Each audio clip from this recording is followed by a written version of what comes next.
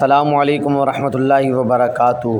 خلفاء راشدین کی طرح کی کوئی سیاست آ گئی تو انشاءاللہ سب سے پہلا سیاستدان الیاس قادری ہوگا اگر زندہ رہا تو۔ السلام علیکم ورحمۃ اللہ وبرکاتہ۔ امید کرتا ہوں آپ سب خیریت سے ہوں گے، اللہ پاک آپ سب کو سلامت رکھے۔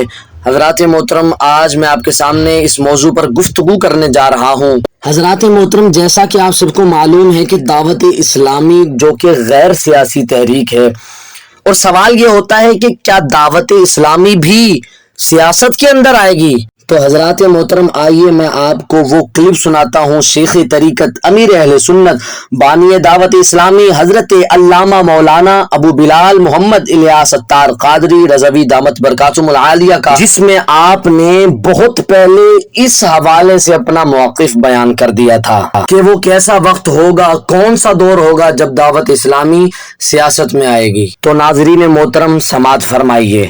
ضرورت کی بنیاد پر آئندہ دعوت اسلامی سیاست میں آنے کا اعلان کر دے گی۔ میں نے سیاست بہت دیکھی ہے، جو وقت گزرتا جا رہا ہے نا، موجودہ سیاسی انداز میں خرابیاں بڑھتی چلی جا رہی ہیں۔ تو یوں سیاست جو تھی نا، یہ مطلب یہ ہے کہ بہت ڈینجرس ہو گئی۔ اب یہ کہ اگر کوئی سیاست میں ایسی کوئی پاکیزگی کی لہر آ گئی نا، اور وہ خلفاء راشدین کی طرح کی کوئی سیاست آ گئی تو انشاءاللہ سب سے پہلا سیاستدان الیاس قادری ہوگا اگر زندہ رہا تو۔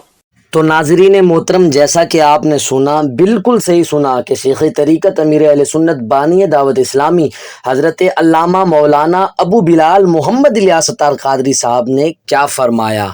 آپ یہ فرما رہے ہیں کہ جب خلفاء راشدین کی طرح کی سیاست کوئی کرے گا، شریعت کا سہارا لے کر کوئی سیاست کرے گا، تو سب سے پہلے سیاست میں الیاس قادری آئے گا انشاءاللہ العزیز۔ جب تحریک لبیک کی حکومت آئے گی، جب علامہ سعد حسین رضوی صاحب پاکستان کے وزیر اعظم منتخب ہوں گے، تو انشاءاللہ خلفاء راشدین کی طرح کی سیاست اور شریعت کا سہارا لے کر سیاست کی جائے گی۔ اب کچھ لوگ یہ سوچ رہے ہوں گے، جیسا کہ فیس بک پر یہ پوسٹیں بھی چل رہی ہیں کہ حافظ سعد حسین رضوی صاحب نے تو حافظ سعید کے بیٹے کے ساتھ ملاقات کی ہے، وہ تو ہماری جماعت کے نہیں، ہماری تحریک کے نہیں، اور ان کے عقیدے اور ہمارے عقیدے میں زمین اور آسمان کا فرق ہے۔ جی ہاں حضرات محترم، ہمیں معلوم ہے کہ لاہور ہائی کورٹ بار میں سعد بھائی اور حافظ سعید کے بیٹے کی ملاقات ہوئی ہے۔ میں آپ کو بتاتا چلوں کہ وہ کانفرنس سعد رضوی صاحب نے نہیں کروائی تھی، اور ملاقات ہونے اور بات چیت ہونے کا مطلب ان سے اتحاد اور ان کے غلیظ عقائد کو ماننا ثابت نہیں کرتا۔ ایسی ملاقاتیں تو مفتی منیب الرحمان صاحب نے اور دیگر علماء کرام نے بھی کی ہیں۔ اگر آپ نے تحریک پر یا سعد رضوی صاحب پر یا کسی کارکن پر غداری کا فتویٰ اس وجہ سے لگانا ہے، تو آؤ سب سے پہلے یہ فتویٰ مفتی اعظم پاکستان، لاکھوں دلوں کی دھڑکن حضرت علامہ مولانا مفتی منیب الرحمان صاحب پر یہ فتویٰ لگاؤ، کیونکہ وہ مفتی تقی عثمانی صاحب کے ساتھ تشریف فرما ہے۔ ہمارے عقیدے اور ان کے عقیدے میں زمین و آسمان کا فرق ہے۔ اگر آپ اس وجہ سے غداری کا فتویٰ لگا رہے ہو کہ دوسرے مسلک کے لوگوں کے ساتھ سعد رضوی صاحب نے کیوں ملاقات کی، تو پھر یہاں پر بھی فتویٰ لگاؤ۔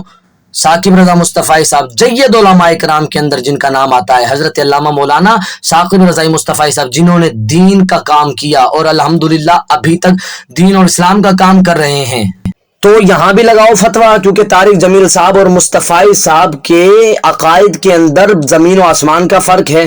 اگر یہاں بھی فتویٰ نہیں لگا سکتے تو پھر آئیے یہ تصویر دیکھیے، اس میں امام اہل سنت امام احمد شاہ نورانی صدیقی رحمت اللہ تعالی علیہ کی دوسرے مسالک کے علماء کے ساتھ ملاقات ہو رہی ہے۔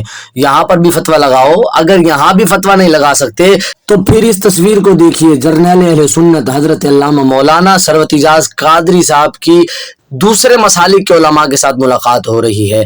حضرات محترم، خدارا کسی دوسرے مسالک کے علماء کے ساتھ اگر ہمارے علماء ملاقات کرتے ہیں یا بات چیت کرتے ہیں، اس کا مطلب یہ بالکل بھی نہیں کہ ہم نے ان کے عقائد کو ماننا ہے یا ان کی باتوں پر عمل کرنا ہے۔